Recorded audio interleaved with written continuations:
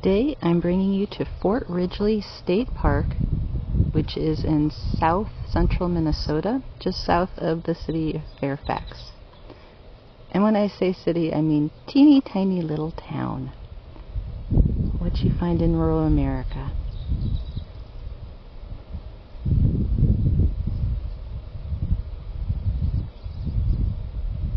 It's mostly prairie here, but there's also woods, a lot of bur oak in those woods. The campgrounds are over by Fort Ridgely Creek, so it's kind of down in a valley, and there are some hills to climb. But I'm now in the part of the park that is near where the old fort was, and this is gently rolling prairie land, and absolutely beautiful. I actually didn't know that Fort Ridgely was really here. I guess I've kind of looked at the map of the state parks in Minnesota, but there are lots of them. And this one is just out in the middle of farmland. And so if you kind of look at the map, you think, well, there's not much there to see. And indeed, when I was getting set up at camp last night, the gentleman in the site across from me immediately complained about the number of gnats. And there are lots of gnats at this park.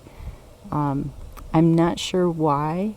I suspect it has to do with all the horse trails. This is very heavily used by folks riding horses, and I think that a lot of these gnats are looking for horses.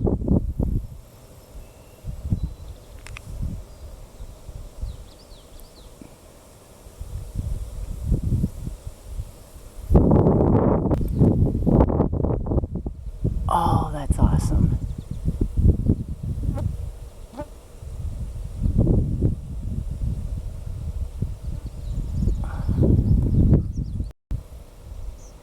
Anyway, if you ever decide to visit, be prepared for lots of gnats.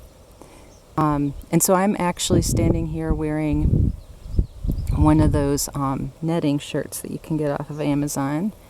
And I have a net over my face and my head. Without these, I would be going absolutely insane. And then I am really good about putting permethrin on my clothes before I go camping. So my leggings have been permethrined, and that seems to keep the gnats from being irritating. Sometimes mosquitoes still seem to bite. Here in Minnesota, we have very aggressive mosquitoes that people refer to as the state bird. And so what I'll do for that a lot of times is just keep a pair of rain pants in my backpack, which is great for rain, but it is also really good for keeping mosquitoes from biting you on your legs.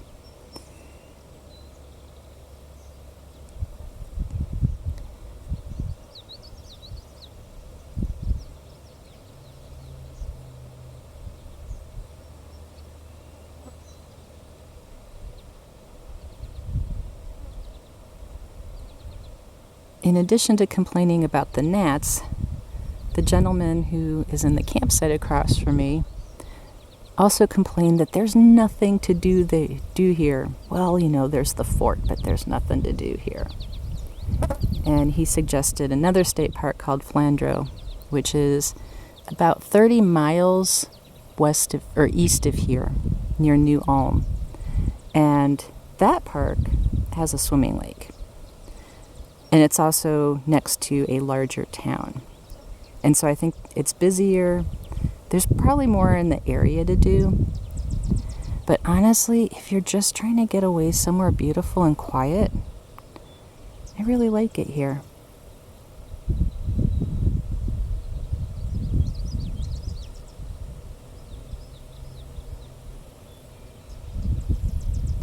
I don't know if the microphone's picking up all the birds in the background or the breeze, but I've been finding lots of sedge wrens, goldfinches,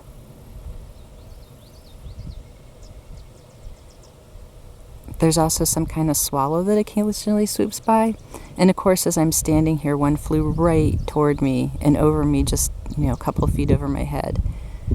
And it's the kind of thing you always wish you could get on camera. but it happens too fast and you're just not going to get it. And really, are the shots going to be all that good anyway, even if you do? I don't know if the lens caught it, but just as I was saying that, either the same bird or a different swallow flew from behind me and over my shoulder and down to the lake. That's kind of what I'm trying to show here, is that there are swallows that are kind of coming and going from this lake, dipping down to get some water. But I have a wider angle lens on, and so it's probably a little bit hard to see that on video. Maybe I'll try switching to my telephoto and see if I can catch it. Sometimes I have the opposite problem though, where the telephoto is too zoomed in, and to save on weight while I was hiking, I don't have sort of my middle ground lens on me. But maybe I'll come back and bring that lens and photograph the swallows for you. It's only about 9:30. I get a really early start in the morning, so I have plenty of time for fiddling around with such things.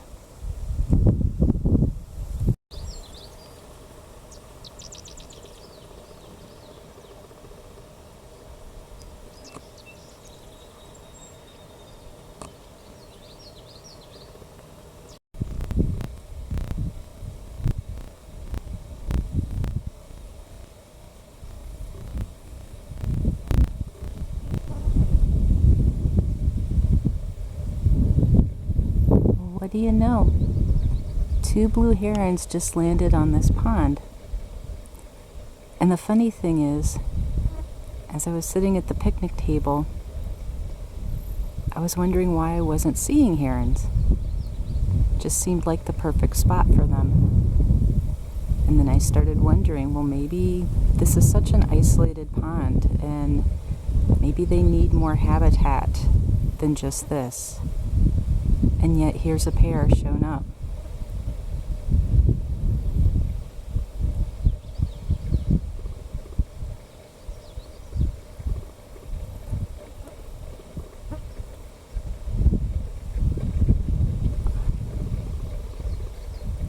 And in fact, didn't capture it well on video, sorry, but they just took off and flew towards me. Check me out. And there they go. Hopefully I didn't disturb them. I am quite a ways away.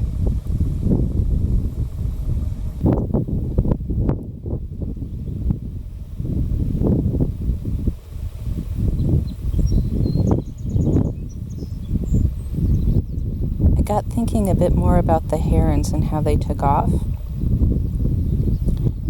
I try and be very respectful of wildlife, whether I'm hiking or whether I'm doing my photography or now as a videographer. I don't think that it's right to disturb their well-being just to get digital images. By this point, there are millions of images of blue herons out on the internet. There's absolutely nothing that makes my footage special, except to me, because I created it. But I wonder if those herons were there because they were trying to get water, or they were trying to eat to feed young. And even though I was up on a hill at quite a distance away, I think my presence is what disturbed them.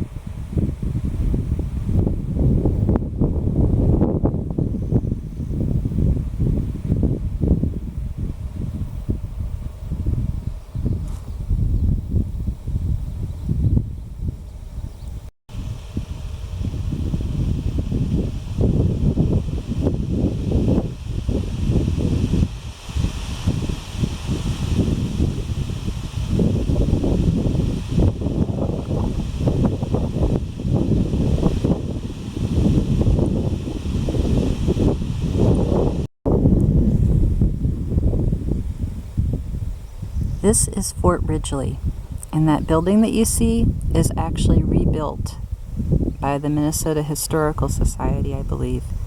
And that was the commissary. Fort Ridgely was not actually designed to be a defensible fort.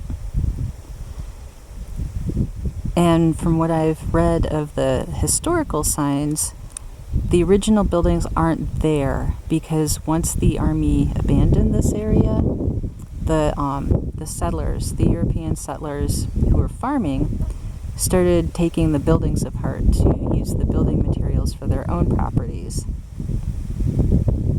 I don't think I'm going to do a lot of video of the fort, even though the state park is named after that, and that's why it's located here. A lot of history just makes me sad, and I think it makes me sad particularly in light of what's going on in the present day and age. And so I was a little bit hesitant to come here because I just didn't want my trip to focus on this. And that's why I'm so thrilled to find that the DNR is restoring these prairies so that there's more sort of natural outdoor stuff to enjoy. And so the fort is there. I did look through it. I may include some of the pictures that I took in the video that I eventually edit together. I'm not going to come back and take video of the fort because it's, a bit of work to put together a video. And I also got here early this morning, partly because I didn't want to wake up the rest of the campground. I'm an early riser, and I decided it was better to muck around and eat my breakfast elsewhere. But I got here when the light was really nice, and particularly when you're photographing buildings and larger structures, having good light leads to better results. And I'm not interested in taking another precious set of morning hours and redoing the fort in video.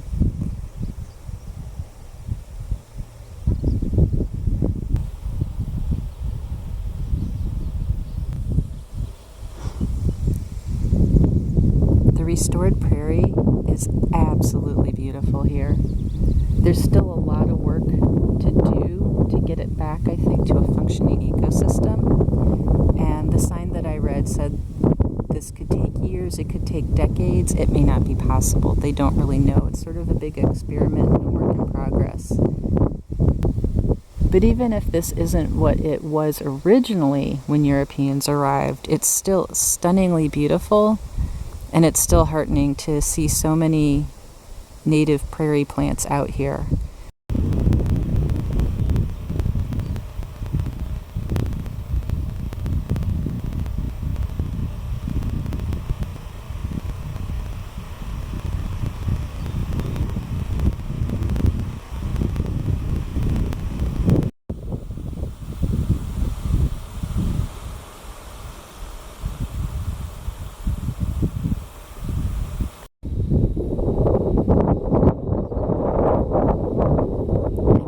At a picnic table at the fort, and I just noticed that this guy is poking his head out of a hole, waiting for me to either drop something or feed him.